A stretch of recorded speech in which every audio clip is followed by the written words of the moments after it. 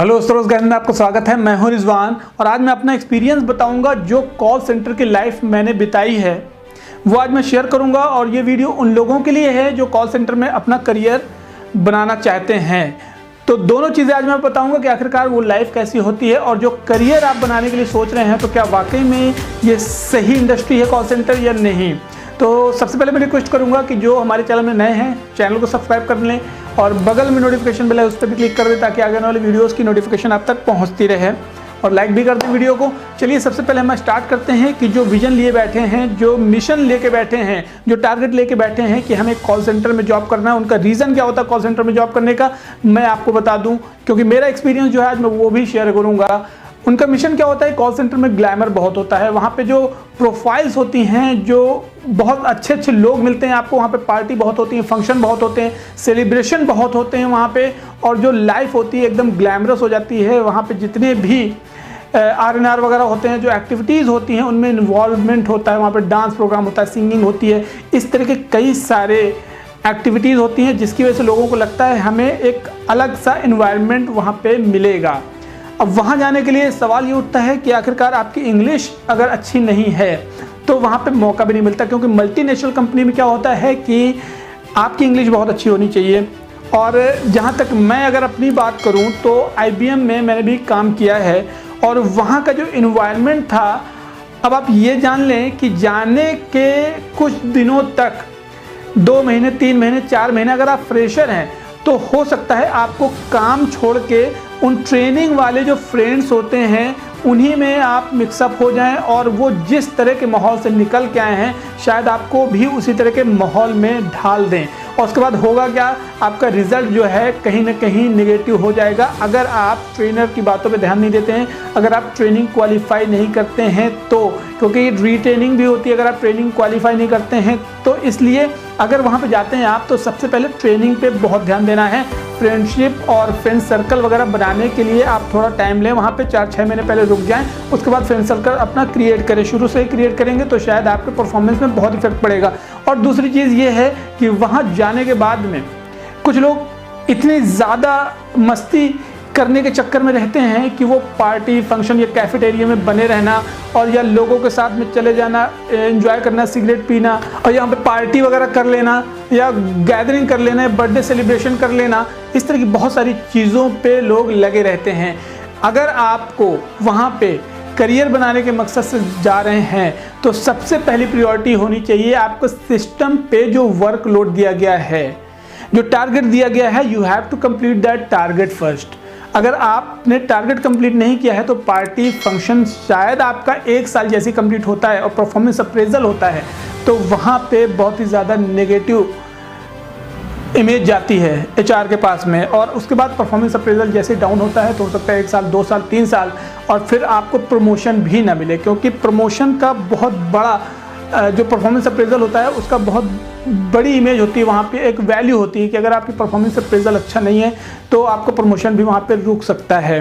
तो वो जो लोग हैं जो करियर बनाने के मूड में हैं, जो कॉल सेंटर जाना चाह रहे हैं, तो ये बात जान लें कि कॉल सेंटर में करियर आप नहीं बना सकते हैं, क्योंकि कॉल सेंटर के क्या होता है, प्रोजेक्ट्स होते हैं और कई सारे प्रोजेक्ट्स आते और जाते रहते हैं, आते और जाते रहते हैं। कई सारी मल्टीनेशनल कंपनीज भी ऐसी रहती हैं कि केवल एक ही प्रोजेक्ट पे, मतलब कहने का कि अगर वो US से उन्होंने प्रोजेक्ट उठा लिया है तो वो उसी पे टिकी रहती हैं और वो प्रोजेक्ट गया कंपनी बंद।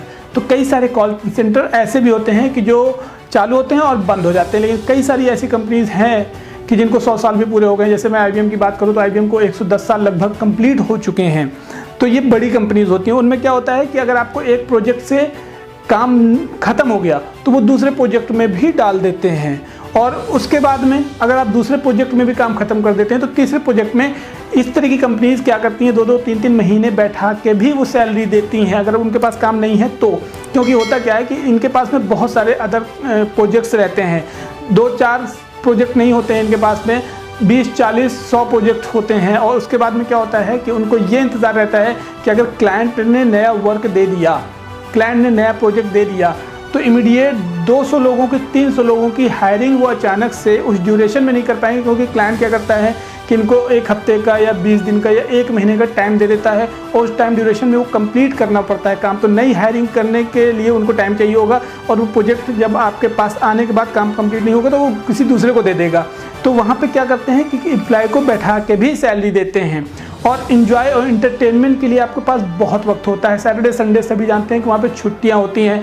ओवर टाइम अगर आप करना चाहें तो ओवर टाइम भी बहुत सारा कंपनीज़ में देती हैं कंपनीज़, लेकिन लॉकडाउन के ड्यूरेशन में बहुत सारे लोगों की नौकरी चली भी गई है। तो एक बात ध्यान दें कि अगर कॉल सेंटर में आप वाकई में सीरियस हैं और करियर बनाना चाह रहे हैं तो आपको मैनेजमेंट प्रोफाइल तक के लिए तैयारी करके जाना पड़ेगा।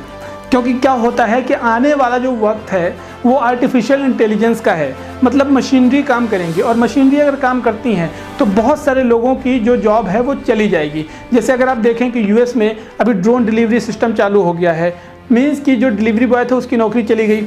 अभी इलेक्ट्रॉनिक कार आने वाली है, इलेक्ट्रॉनिक कार आ चुकी हैं ऑलरेडी। तो टेस्ला जैसी कार, जैसे आपको पता होगा एलॉन मस्क की, तो वो कार भी इलेक्ट्रॉनिक है। तो उस पर क्या होगा कि ड्राइवर नहीं होंगे तो इनकी नौकरी ड्राइवर की चली जाएगी, वो ऑटोमेटिक गाड़ियाँ होंगी। इसके बाद में कंस्ट्रक्शन के कई सारी मशीनरी देखी होंगी आपने, वहाँ पे लेबर नहीं मिलेंगे। उसके बाद जो सेल्समैन होते हैं वो सेल्समैन नहीं मिलेंगे, इसलिए कि अमेज़ॉन का गो स्टोर है, अमेज़ॉन का जो स्टोर है उस पर ना सेल्समैन है, ना हेल्पर है, ना कैशियर होगा और ना ही सिक्योरिटी होगा, क्योंकि सीसीटीवी कैमरे और वहाँ के जो सेंसर्स होंगे ये सारे काम करेंगे। तो उस पर क्या होगा, इस तरह की बहुत सारी नौकरी जब जाएंगी तो करेगा क्या काम कौन? मैनेजमेंट और जो पीपल स्किल वाले लोग हैं। मीन्स कि आपके अंदर अगर काबिलियत है हैंडल करने की 100-200 लोगों को, तो आप किसी कंपनी में या किसी इंडस्ट्री में सर्वाइव करने के लायक बन जाएंगे। लेकिन अगर आपको सिर्फ ये है कि आपने सिस्टम पे टाइपिंग करना है तो आप ये जान लीजिए टाइपिंग करने के लिए भी आगे आने वाले वक्त में कुछ ऐसी मशीनें आने वाली हैं, कुछ ऐसे सिस्टम्स आने वाले हैं कि हो सकता है वो 10 लोगों का काम अकेले कर ले। क्योंकि आप भी जानते हैं कि जितनी एडवांस होती जा रही हैं टेक्नोलॉजी, उतने ही लोगों की डिमांड कम होती जा रही है। बैंकों में भी आप देख लें कितनी नौकरियां जा चुकी हैं, कैशियर वगैरह को ज़रूरत नहीं पड़ती, मशीन से ही आप एटीएम से ही पैसे निकाल लेते हैं। तो इस तरह की एडवांस टेक्नोलॉजी जितनी आएगी उतनी ही नौकरियां जाएंगी। तो अगर आपके अंदर पीपल स्किल है, मैनेजमेंट स्किल है, तो वो आप शो करके और कहीं ना कहीं अपने आप को प्लेस कर सकते हैं। तो ये ज़रूरी है। तो कॉल सेंटर में अगर आपको जाना है तो ये ध्यान रखें कि मैनेजमेंट स्किल बहुत ज़रूरी है। और वहाँ पर जो लोग हैं वो करियर के माध्यम से लोग जाते तो हैं, लेकिन 4 साल 5 साल 10 साल वहाँ पे बिता देते हैं और एक उम्र निकल जाती है करियर बनाने की।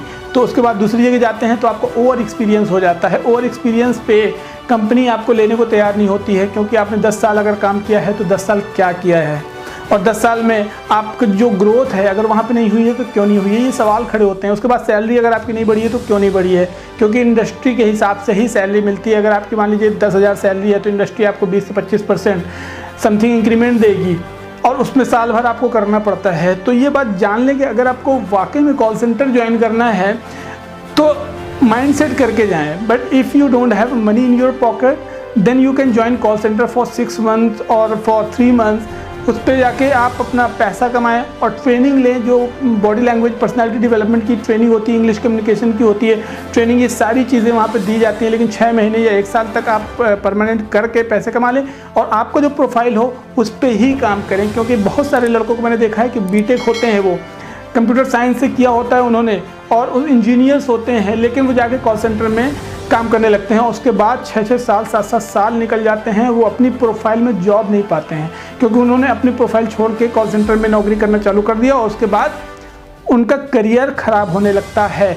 तो ध्यान रखें, जो इंजीनियर्स वगैरह हैं, जो एक स्किल्ड कैंडिडेट्स होते हैं, वो कॉल सेंटर में करियर बर्बाद ना करें। अगर आप सिंपल ग्रेजुएट हैं, आप पैसे कमाना चाह रहे हैं, आप पीपल स्किल या मैनेजमेंट स्किल के लिए जा रहे हैं, तो call centre is the best option.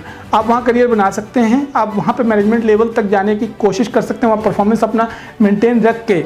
लेकिन अगर आप किसी और प्रोफाइल में है, अकाउंटेंट हैं या आप बीटेक इंजीनियर वगैरह है या कंप्यूटर साइंस है, इस तरह की प्रोफाइल की ज़रूरत वहाँ पे अगर होगी कॉल सेंटर में तो वो अलग प्रोफाइल होगी बिल्कुल।